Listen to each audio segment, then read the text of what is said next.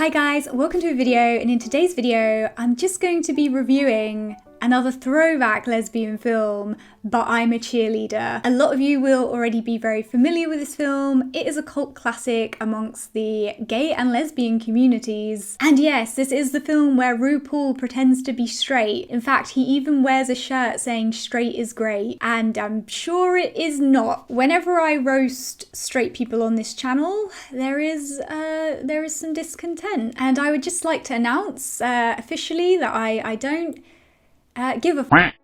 Anyway, But I'm a Cheerleader is about a naive teenager who gets sent to a conversion therapy camp because she is suspected of being a lesbian by her conservative parents and friends. That's nice of them. So, some fun facts about this film. This is Jamie Babbitt's first ever feature film, and it was inspired by an article she read about conversion therapy. She used the story of a young woman coming to terms with her sexual identity to explore the social construction of gender roles and heteronormativity. The costume and the set design in the film very much highlighted this, with the use of kind of intense blue and intense pink on very artificial fabrics. It does a pretty good job of kind of getting the message across. And this film was initially rated as an NC-17 by the MPAA, and Babbitt had to make cuts to the film to allow it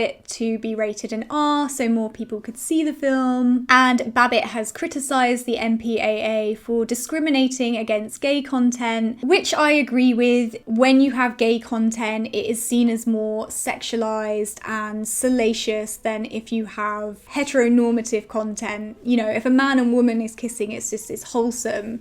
But if it's two men kissing or two women kissing, it is, you know, it is seedy and it's salacious and it's blah, blah, blah, blah, blah. So, what did I like about this film? Well, interestingly enough, this film initially received criticism over its colour palette and its aesthetic. And these two aspects of the film is probably what I like most about it. I feel like the use of colour in this film really makes it pop. And I don't know why, but when watching this film, I got a bit of a Tim Burton vibe. And I think it's to do with the otherworldliness that this film embodies. Because the film is essentially supposed to be a kind of caricature of society, and I think that the art department did a good job of conveying that. I also love a baby Natasha Lyonne, who is a lesbian icon despite not being a lesbian, and Clea Duvall, who is a lesbian icon and also a lesbian, so please call me. The two have such a unique chemistry. It's very enemies to lovers, and it's kind of reminiscent of that kind of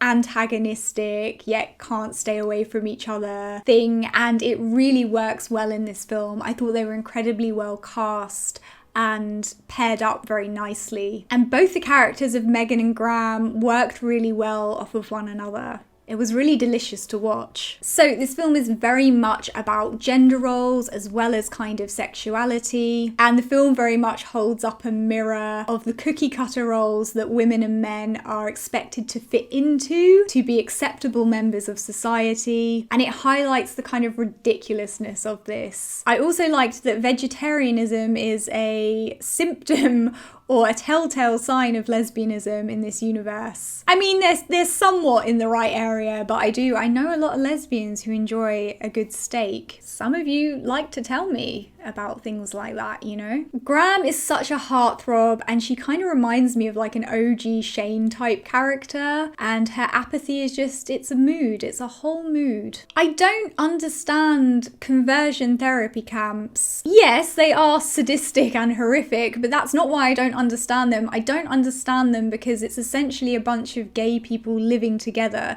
Surely that would exacerbate the gayness or the potential for gay to happen. The ending of this film is very wholesome. It's a happy ending, something we have been very starved of. I really have no dislikes for this film. I don't have any critiques for this film at all. I don't. The only part I didn't like was when Megan ratted out the gay guys when she caught them at night. That was not cool. Oh, and of course, Melanie Linsky is in this film, and she was in Heavenly Creatures, so it's like a fun gayception cameo. Overall, this film is just very camp, it's frothy, it's fun, it's a light-hearted watch, and I think it's a fantastic film. It's a cult classic for a reason, and a lot of the reasons it was initially criticised for, I think essentially went in its favour. You know, it was criticised for being cliche, but I think the fact that it's cliche works to its advantage. It's very charming. And for a romantic comedy, I think it's very well done. I think it was very well cast, and I think Megan and Graham had such good chemistry. It really kind of put the film in a good place. Okay guys, if you've seen this film, let me know what you think of it in the comments. I suspect a lot of you have already seen this film, but if you haven't, maybe you should. It's called Peer Pressure. Okay guys, don't forget to subscribe for instant disappointment, and I'll see you guys soon.